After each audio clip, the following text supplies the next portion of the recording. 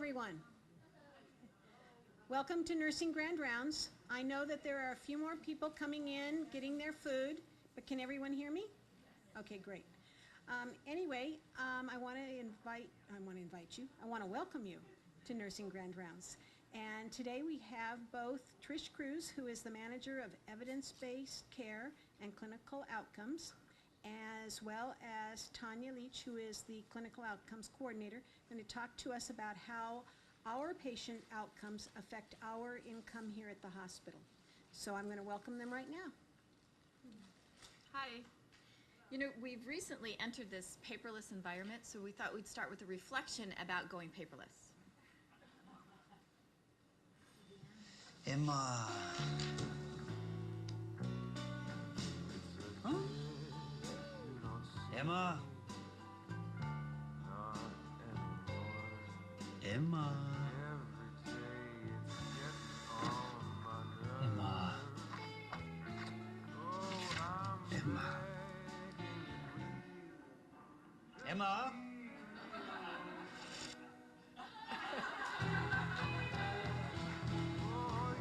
Nouveau le trèfle.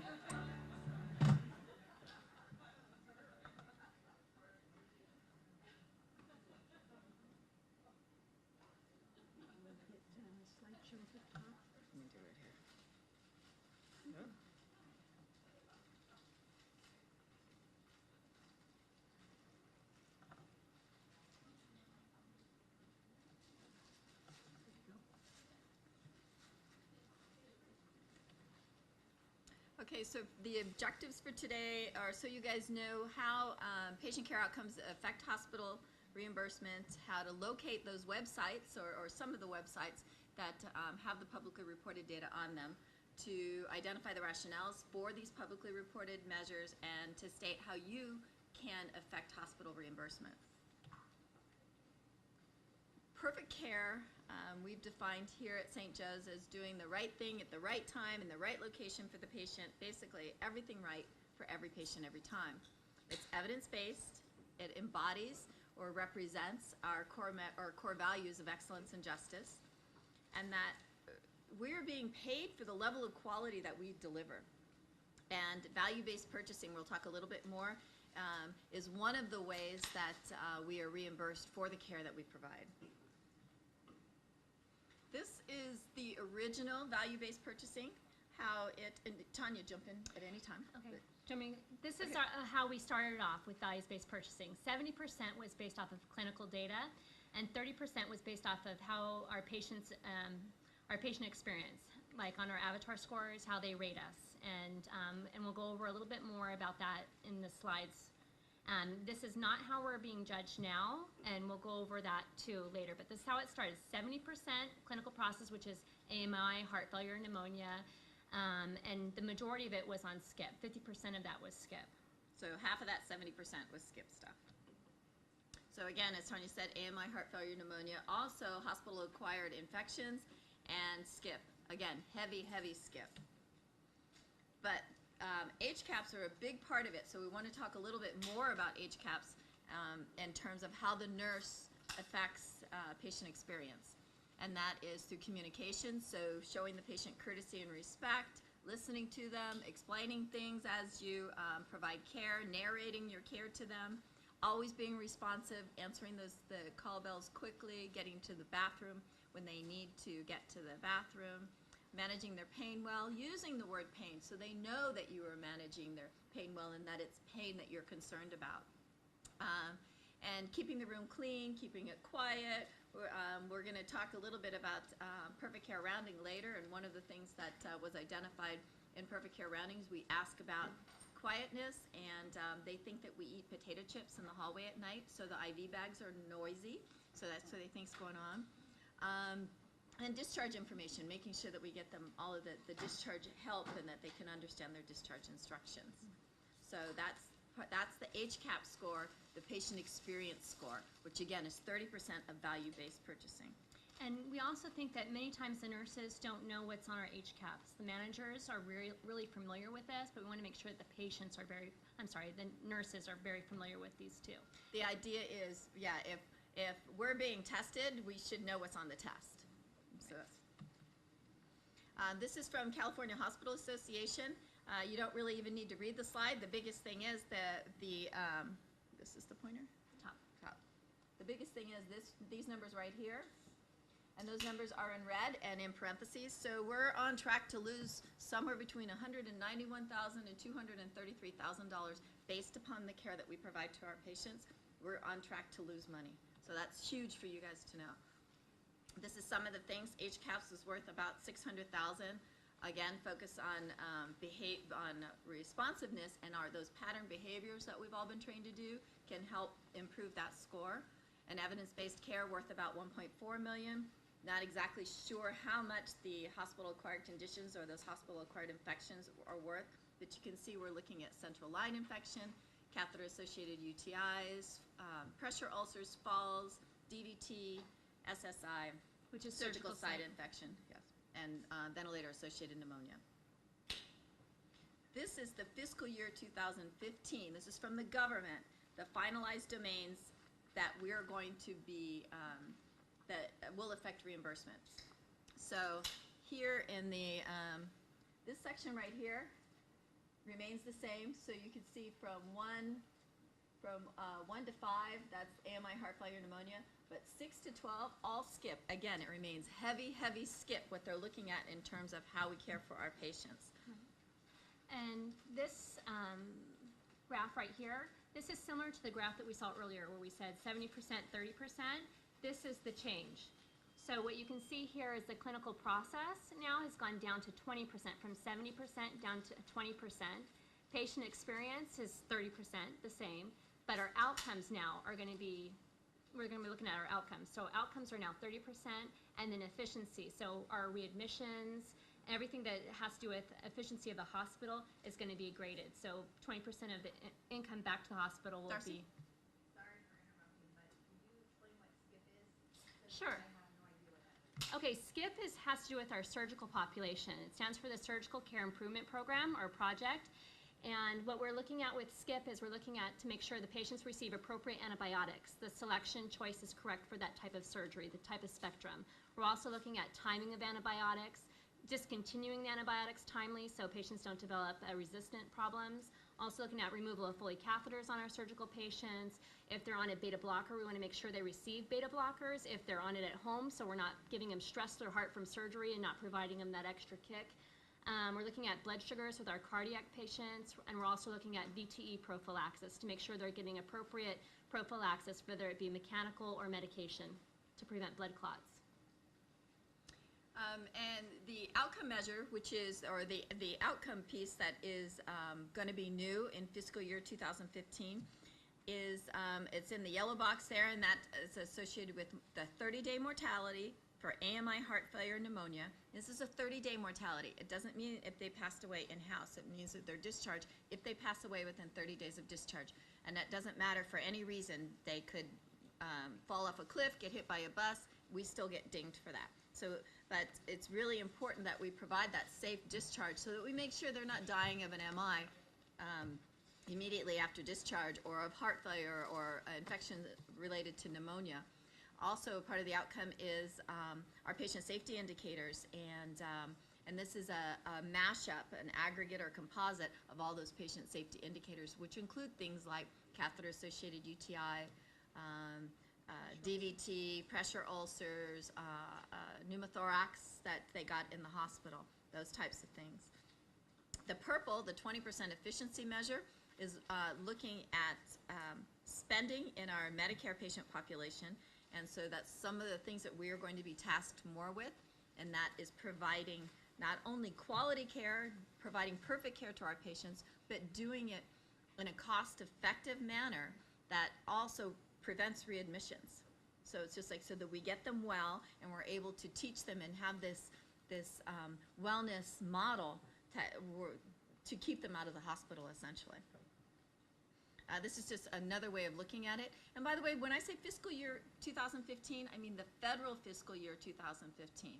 So our fiscal year runs from July 1 through June 30th every year. So next week, we're going to be in fiscal year 14 here at the hospital. The federal fiscal year doesn't start until October 1, so it starts a little bit later. So when we're looking at this, fiscal year 2015, we are looking at October 2014.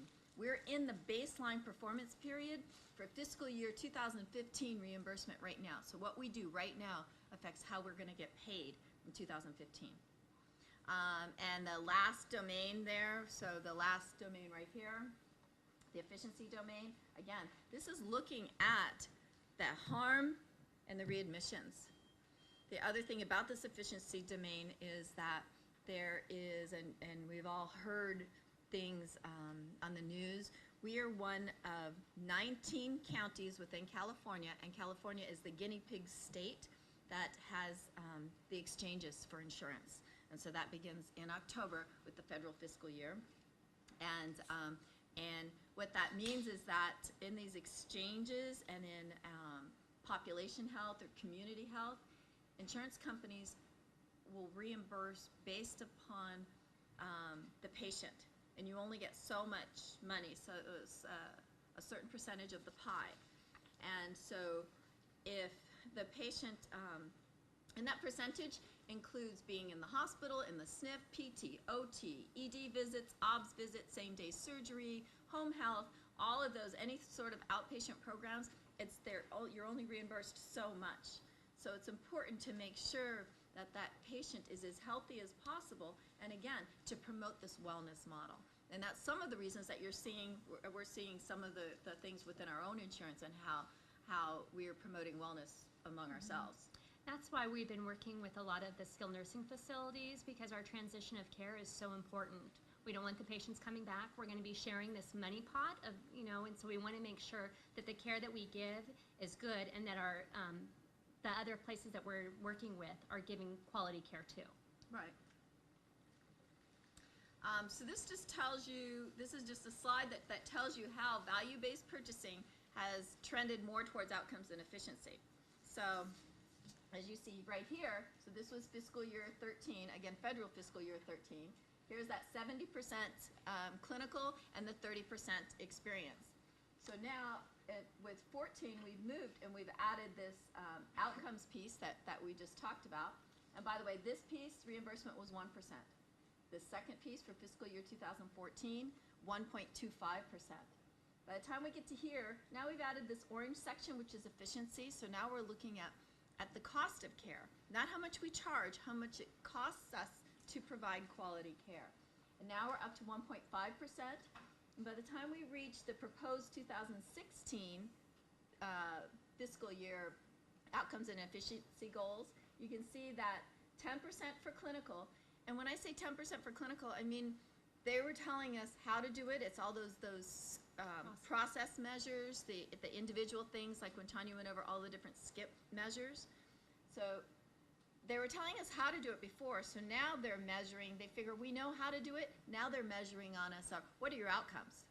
Did you do that well? So the measurement is only 10% here, 40% for outcomes, and then 25% for efficiency and for experience.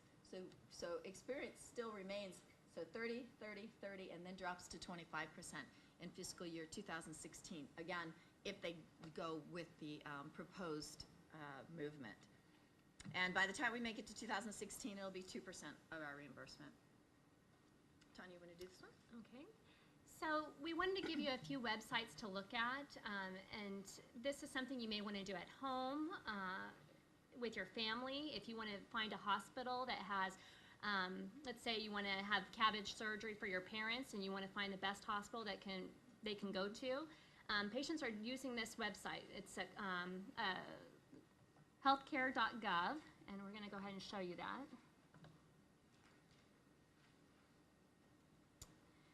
And what you would do is you would put in the location that you want to compare. So we're going to go ahead and do Orange, California. But if your parents were in Nebraska and you put in their zip code, you could at least tell them it's like the local hospital that has the best outcomes, or decide, are you going to bring them out to us to have that elective surgery here, that kind of thing. But patients definitely are looking up to see what outcomes are, to decide where they want to have surgeries and other things. So on this website, you can select 3 hospitals at a time because it gives you a lot of information. So what we'll do is we're not going to go over in detail. We're just going to show you a little bit, and then you can play with it on your own, and you can have a copy of the handouts too. So we're going to look at the first 3. We'll look at Chapman, UCI, and us.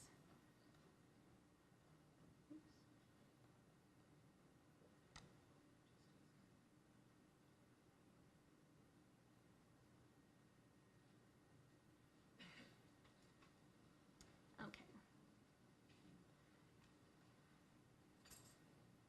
So the little green tabs up here, it just explains a little bit about this website. So if you wanted to find out a little bit more about Hospital Compare, which is the site we're on, you can go ahead and click on this icon or this tab.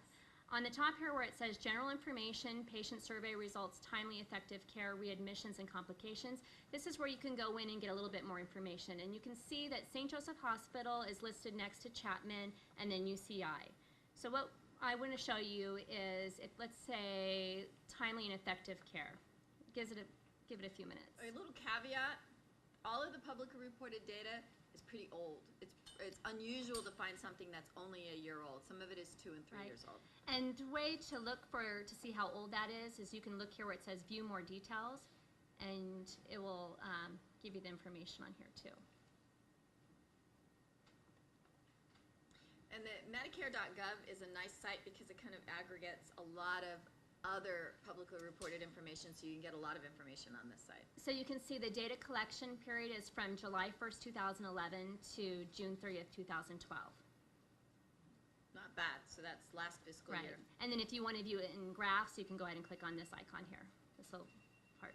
So St. Joseph Hospital, so if you wanted to know the average number of minutes before outpatients with chest pain or possible heart attack who needed specialized care were transferred to another hospital, a lower number of minutes is better. So we don't have as many cases in this category, so the information is not going to be available. That's because, and that's, the reason that we don't have that information is because we have a cath lab here, so we don't transfer our patients. But you can see Chapman has data, even though it's too few, but they transfer their cases to us.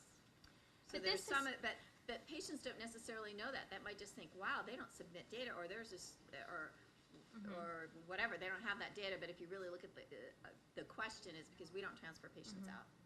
So you can look at heart attack patients given PCI within 90 minutes of arrival, which is this bottom here. We're performing at 93%, whereas I believe it's UCI is performing at 95%.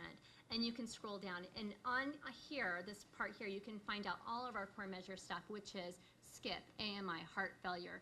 Every measure that we abstract would be in this database. And all hospitals will be in here too. Again, across the country. And then if you wanted to look at readmissions, complications, give it a couple minutes, a couple seconds. It has that information here too. So rates of readmissions for heart attack patients. We can go to view graph, it might show better. And in this particular one, it's not percentages, it's do we do better, worse, or the same as the national average? And we tend to do about the national average. So you can see right here, we're performing better than UCI. And it tells you how many patients are being looked at. So you can look at this within your own specialty areas and decide how what you're doing reflects either locally or nationally. Okay.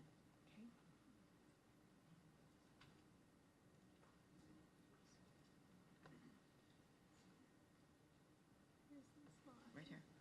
I'll go back to, okay, go ahead. So what can you do to affect hospital reimbursement? The biggest thing is to know your patient, know what their diagnoses are. You would be amazed at how many how many nurses don't know what their patient's diagnoses are, especially if they're acquired while they're in-house. There are many, many nurses that we've encountered that didn't realize their patients had MIs, didn't realize that their patient had heart failure. So know your patients, look at your prog notes are way easier to read nowadays. And perfect care rounding. We have a slide on that, right? So we'll talk about perfect care rounding, but it's essentially rounds at the bedside, and we'll talk to you about what happens at that. Currently, Gen Surg and Cardiac Renal are doing perfect care rounding at the bedside. Follow the perfect care checklist. You guys all have a copy of the proposed new perfect care checklist there. We'll go over that briefly. that has guidance as what to do in our electronic medical record, and a couple things on where to find things and guidance there. Know your resources. We are resources. Gen Surg is a resource for SCIP. Ortho is a resource for SCIP. Currently, cardiac renal is a resource for our cardiac and heart failure patients. MedTele will be absorbing those patients and will be the new resource. MedTele, if you have questions, MedTele can answer your stroke questions. So those are your resources, like in the middle of the night, weekends, you can call anybody in quality and ask us any questions, and our nurse practitioners are also available, and they're phenomenal resources as well. And pattern behavior, the knock, and may I come in, reintroducing yourself, washing your hands in front of the patient, making sure you ask when you leave, is there anything else you can do for them to make sure you wash your hands again as you leave. Those pattern behaviors will help. So let's talk a little bit about the Perfect Care Checklist. We don't have a lot of time to review it, but this is a version of it. There's been some typos that have been removed, and we are working with the frontline staff in order to get this the way they want it. This just shows what the frontline staff is responsible for. How it's instituted is up to the individual units on how they want to institute this. Right. So you see that looks a little bit different. And our resources are listed on here too. So if you're taking care of someone with acute coronary syndrome, it will say cardiac renal as a resource and give their extension. And then also quality management, some of the staff, our extensions are on there as well. You want to do Perfect Care Rounding? Sure. So Perfect Care Rounding started a few months ago back in cardiac renal, and then we moved it over to general surgery. And what we're doing in Perfect Care Rounding is we're rounding on every patient with the patient at the bedside. It's the nurse, the charge nurse possibly, and sometimes the manager. And what we do is we knock on the door, we introduce ourselves, we do those pattern behaviors. We're really trying hard to improve our avatar scores too, so we want to ask them if there's family members present, if we can go over their care for today and include them in the care. We want to ask the patient that to respect their privacy. We try to script as many words as possible so that way, you know, it affects our HCAHPS also.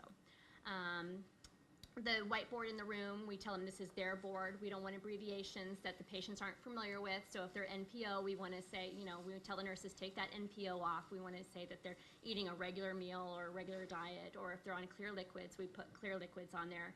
We also want to inform the patients if they're fall risks. A lot of times those signs are outside the door and we find out the patient's not a fall risk. Or we want to let the patients know they're not allowed to get out of bed if they're a fall risk without calling for help.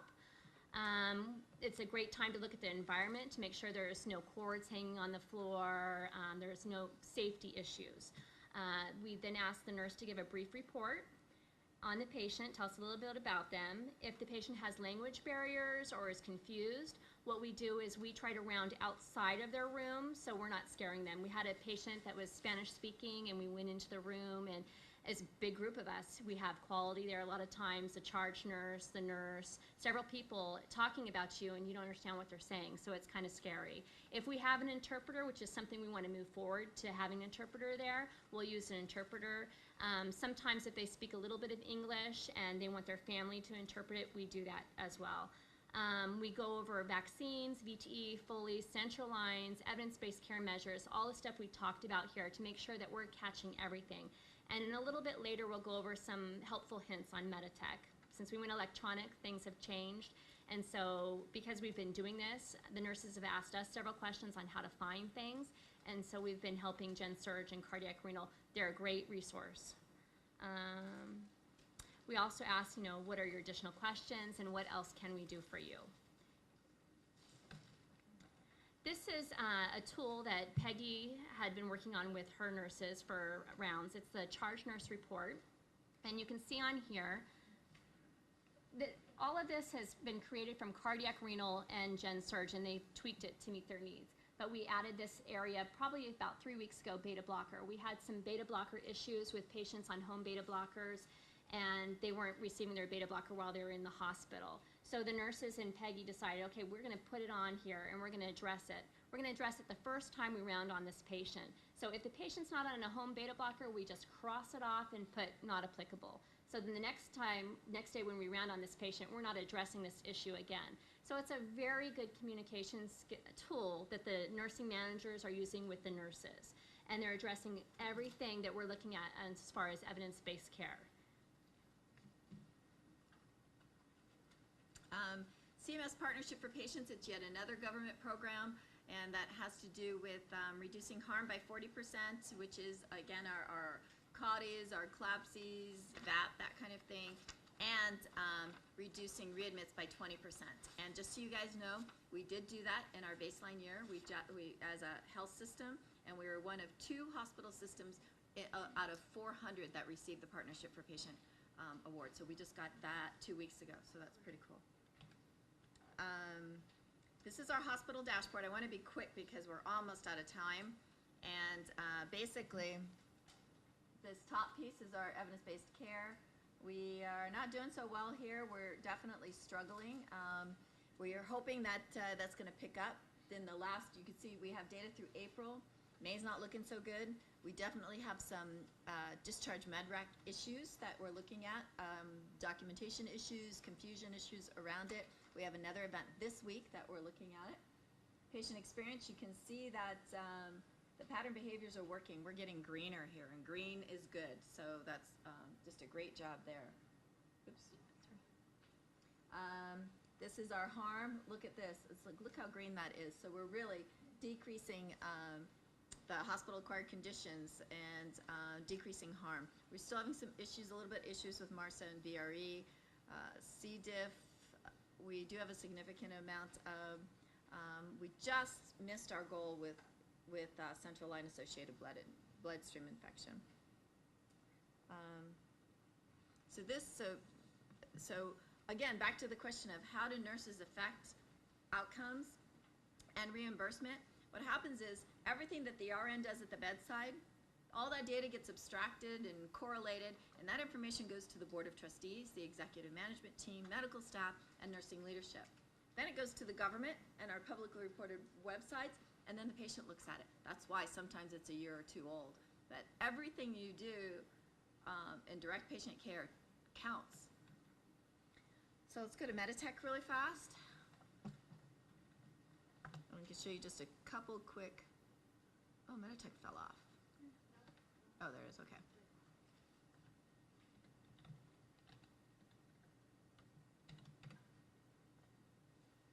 Status board. So Peggy, we're going to pick on you. We're going to have to turn off the camera. Just as Tanya did, to make sure there's a nursing order. Because we now see physicians who, yes, sequential devices, but not order. And that's a clue to us to get the order. Yes. So as you can see here, like in terms of what kind of assistance you get, we do review cases. Just so you guys know, in the month of May, in quality, we reviewed 2,430 cases. We do approximately 80 to 90 interventions a week in terms of emails that go out to managers. So the managers that are walking around with the emails and saying, hey, this patient needs sequential compression devices, this one needs their Foley's out. We've looked at that. Many times the charge nurses have already caught this.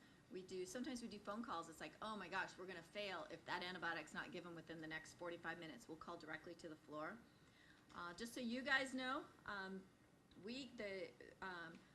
we are available to come sit with your staff or you in the event that you need to call a physician so we can help talk you through it. We cannot take orders. We don't know the patient. It's much safer and a better idea for the patient if the frontline nurse does contact the physician, because the physician may have questions that someone who's not caring for that patient cannot answer. The managers, nurse practitioners, and quality, we all meet weekly, and then we also meet weekly with the executive management team.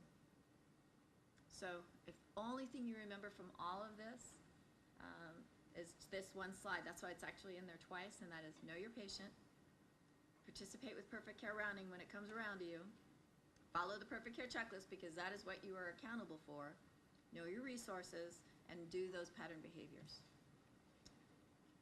Here's a couple websites. Any questions? All right, cool, thank you.